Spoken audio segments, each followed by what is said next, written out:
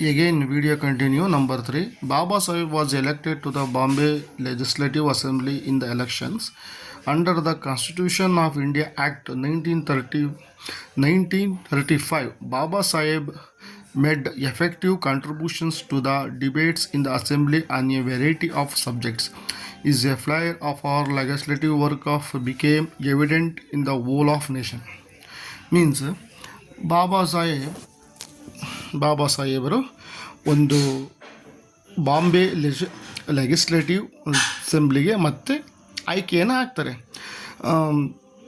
ಈ ಒಂದು ಆಯ್ಕೆ ಎನ್ನುವುದು 1935ನೇ ಆ್ಯಕ್ಟ್, ಒಂದು ಸಂವಿಧಾನದ ಅಂಡರಲ್ಲಿ ಅದರ ಕೆಳಗಡೆ ಒಂದು ಚುನಾವಣೆ ಅನ್ನೋದು ಬರ್ತದೆ. ಅದ್ರ ಮುಖಾಂತರ ಆಯ್ಕೆಯನ್ನು ಆಗ್ತಾರೆ. Baba Saheb made effective contributions to the debates in the assembly on a variety of subjects. ಅವರು ತುಂಬಾ ಇದೆ. ಅವರು ಒಬ್ಬರು ಹೊರೈಟರ್ ಮೀನ್ಸ್ ವಾಗ್ಮಿ.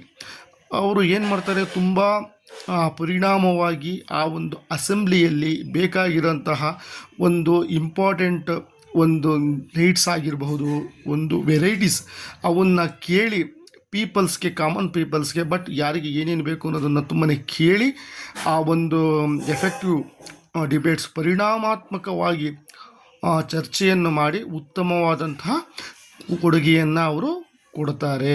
ಆ ಒಂದು ವಿಷಯದ ಬಗ್ಗೆ ಅವರು ಫಸ್ಟೇ ವಾಗ್ಮಿ is a educated persons, all of nose.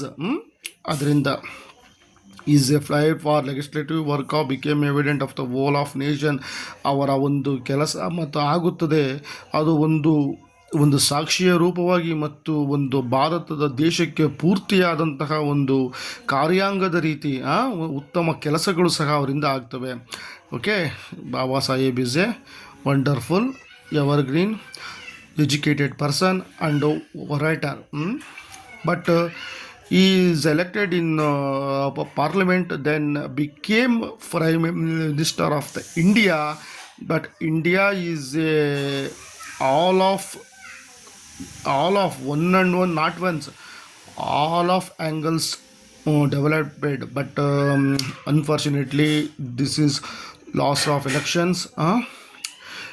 Anyway, but Baba Sahib is a wonderful orator.